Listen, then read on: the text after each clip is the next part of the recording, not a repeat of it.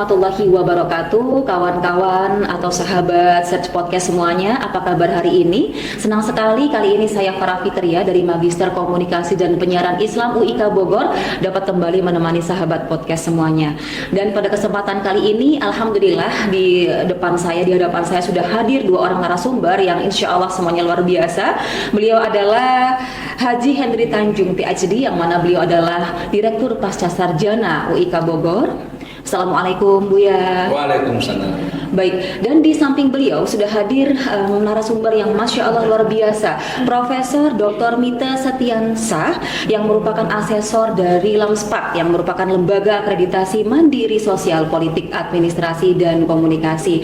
Sahabat podcast, alhamdulillah ya, pada kesempatan kali ini Magister Komunikasi dan Penyiaran Islam UIK Bogor berkesempatan untuk mendatangkan atau didatangi oleh tim asesor. Untuk itu saat ini kita langsung saja bertanya bagaimanakah pandangan beliau atau mungkin harapan-harapan Prof. Mita terhadap MKPI UIK itu sendiri.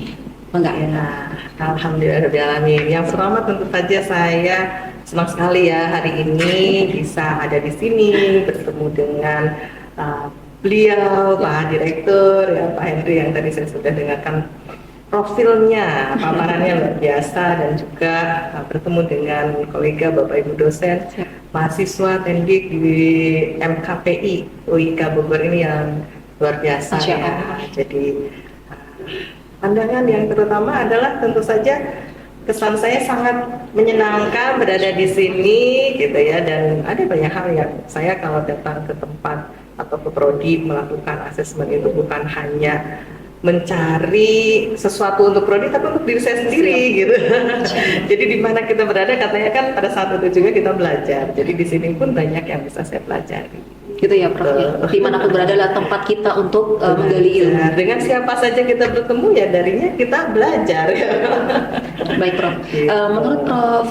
Mita sendiri, kira-kira output seperti apakah sih yang diharapkan dari Magister Komunikasi dan Penyiaran Islam itu sendiri? Karena kan kita memang mencetak ya Prof ya gitu. Jadi kalau harapan atau mungkin pendapat Prof, seperti apakah yang diinginkan oleh masyarakat terutama agama ya atas lulusan atau output dari MKPI UIK? Yang pertama mungkin secara umum dulu ya, kenapa harus ada proses akreditasi ya, tugasnya apa sih, tujuannya apa, sehingga kenapa kita di prodi ini harus berrepot-repot, berlelah-lelah melakukan kegiatan akreditasi ya Pak Direktur. Jadi tentu saja yang pertama adalah masyarakat itu mengharapkan adanya lulusan output ya dari prodi manapun gitu yang memang memiliki kualitas yang baik, yang handal, yang bisa memenuhi kebutuhan pasar kerja gitu ya, yang bisa berdampak, bukan hanya lulus menjadi sarjana kalau prodi S1 atau misalnya master bagi prodi S2, tapi yang memang nanti bisa memberikan manfaat gitu, kontribusi ya, kontribusi. Kemudian akreditasi itu juga sebenarnya adalah bentuk ya pertanggungjawaban seharusnya dari prodi, bukan hanya untuk sekedar mendapatkan status akreditasi, melainkan orang tua, masyarakat sudah menitipkan putra-putri ke kampus, maka bentuk pertanggungjawabannya adalah dengan memberikan layanan, memberikan proses pembelajaran sebaik mungkin gitu ya. Nah, jadi secara umum akreditasi menghendaki itu. Nah, kemudian kalau kepada MKPI sendiri, ya tentu saja harapannya gitu ya, MKPI ini betul-betul yang bisa memberikan atau menghasilkan lulusan, tapi sepertinya bukan mencetak, Mbak. Gitu ya, gitu ya Prof ya. Karena kalau mencetak itu kan belum jadi, semuanya seragam sesuai dengan cetakan, gitu ya. Ya. Tapi kalau misalnya menghasilkan, jadi prodi itu bisa memberikan ruang bagi memfasilitasi ya untuk berkembang gitu ya. Baik. Mencapai output itu bisa dengan cara bermacam-macam, tapi pada akhirnya akan terwujud profil seperti yang diharapkan. Ya berarti kalau dari MKPI nomor satu ya tentu saja menjadi sosok-sosok yang memang bisa menyampaikan, mengkomunikasikan komunikator ya, kebaikan ya kepada semua orang, komunikator gitu. Kemudian juga peneliti, berarti kan menjadi peneliti yang handal, sociopreneur katanya ya. Betul, Nah itu harus juga diwujudkan, sehingga apa yang disampaikan di awal sebagai bentuk promosi mungkin ya ada di dalam leaflet, ya itu adalah janji yang harus dipenuhi ya, menghasilkan luaran yang seperti apa. Masya Allah. Dan mahasiswa masuk ya tadi mendapatkan ruang untuk berkembang.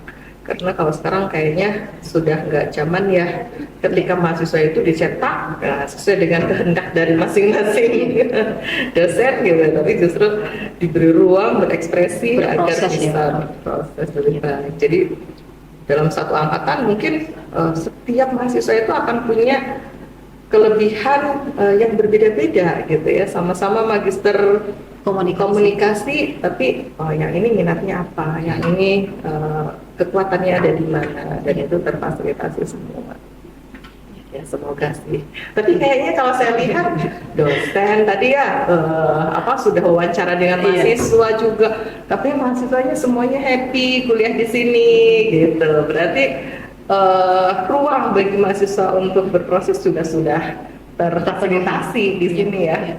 Apalagi tadi juga disampaikan Bu Prodi, katanya kalau di kampus itu ada iman, ilmu, amal. Nah, itu menjadi keunikan sendiri, keunggulan sendiri dibanding prodi-prodi lain. Tapi ada istilah baru, Prof. Kuliah sembari ngaji. Nah itu tadi ada istilah baru gitu. Ya. Karena emang ada basis Islami yang kuat juga gitu kan dari teman-teman, dari menginfluence kami yang mungkin pengetahuan agamanya masih kurang tuh, jadi kayak kami tuh langsung tertrigger juga gitu loh. Iya, ya karena memang sebenarnya kan belajar apa-apa ngaji ya. mengaji gitu. Mengaji ilmu gitu kan. Jadi dimanapun kita berada pada saat itu kita sedang ngaji sebenarnya ya. Cuman kalau di Indonesia konotasi mengaji itu agama. Nah gitu, iya betul sekali. Iya. Luar biasa, itu juga bisa menjadi keunggulan. Baik. Iya. Jadi seiring dengan akreditasi itu sebenarnya juga amanah juga sekaligus tanggung jawab ya, Prof. Jadi masyarakat tidak lagi bertanya-tanya bagaimanakah MKPI kalau memang sudah ada lembaga akreditasi, otomatis sudah melakukan asesmen atau melalui asesmen ya. Jadi tidak perlu diragukan lagi tentang lulusan MKPI UIK karena sudah melalui tahap-tahap yang memang sudah diinginkan oleh masyarakat dan juga lembaga yang memang sudah ditunjuk. Baik, untuk Buya selaku Direktur Pasca Sarjana, apakah ada yang ingin disampaikan? Iya, jadi memang dari awal pendirian MKPI ini kita memang ingin membuat warna baru dari MKPI supaya dai-dai kita itu menjadi dai-dai intelektual. Masya Allah. Ya, itu program menengah kita yang akan kita coba. Makanya setiap mahasiswa master itu kita ajak ke luar negeri. Ya, itu satu experience bagi mereka. Di sana mereka bisa menyampaikan papernya dalam bahasa Arab, dalam bahasa Inggris, dalam bahasa Indonesia. Kita kasih 3 choice bahasa. Makanya kemarin saya kawal betul. Kemarin saya pergi ke UKM, Kebangsaan Malaysia. Mahasiswa kita itu presentasi dalam 3 bahasa. Iya. Jadi kalau yang terbiasa bahasa Arab, ya kan berbahasa Arab. Biasa berbahasa Inggris dengan berbahasa Inggris, berbahasa Indonesia dengan berbahasa Indonesia. Yang susah berbahasa Melayu. Saya kira yang susah ini, berbahasa Pakistan. Lama di Pakistan itu bahasanya apa ya, Pak? Urdu ini dipakai oleh 1,6 miliar manusia di dunia. Nomor 2 setelah bahasa Cina. Ya, jadi berarti kan banyak banget ya sebenarnya. Banyak banget karena di Amerika itu, di Eropa itu orang India, Pakistan, Bangladesh banyak banget, termasuk di Jeddah juga banyak banget. Jadi saya ini menjadi bahasa asing keempat di Amerika. Jadi ini ya, kalau kita tahu bahasa kan kita akan terlepas daripada ketidakbenaran perilaku orang-orang ya kan, gitu kan kalau dalam bahasa Arab ya kan. Jadi suatu ketika saya umroh, saya beli sajadah. Saya pertama pakai bahasa Arab dulu kan, bahasa Arab. 50 rial nggak mau kurang. Saya habiskan bahasa Inggris, malah naik 55 rial. Waduh, saya bahasa Urdu saya kan, langsung 35 rial. Coba bayangin. Ini kekuatan bahasa. Kenapa? Karena yang jualan orang India gitu. Jadi dia bilang, ini teman saya ini gitu kan, langsung drop bahasanya. Teman-teman marah-marah. Dan gitu. Adalah memang bahasa komunikasi kan intinya kan. Bagaimana kita bisa mengkomunikasikan ide-ide kita, apa yang kita harapkan, gitu kan. Nah, jadi dalam 2 prodi kita ini kan ada PR 1, kedua ada dakwah digital. Nah, sekarang kan sudah menjadi kebutuhan. Betul. Ya kan, dakwah itu udah sekarang digital semua gitu kan. Iya Bu ya. Semua itu YouTube ya.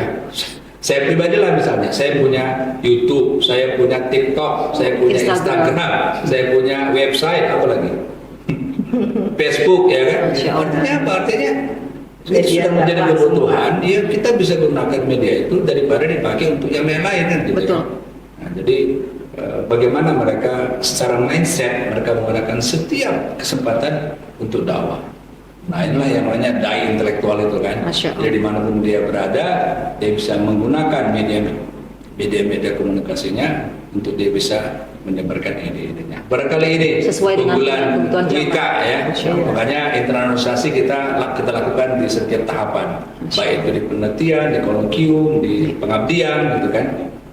Kita lakukan semua itu. Gitu Mbak Bara. Masya Allah Buya juga Prof Mita, hari ini saya mendapatkan banyak siraman rohani sekaligus pengetahuan umum gitu ya, walaupun hanya beberapa menit. Baik, mungkin itu saja Buya dan juga Prof Mita, terima kasih atas waktunya, insight-insightnya dan inspirasinya. Semoga rekan-rekan atau sahabat-sahabat Search Podcast bisa mengambil manfaat dari dialog kita hari ini, dan selamat bertugas kembali Prof Mita dan juga Buya Henry. Dan begitu para sahabat Search Podcast semuanya, kami akhiri podcast hari ini. Semoga apa yang sudah kami sampaikan pada podcast kali ini bisa membawa manfaat.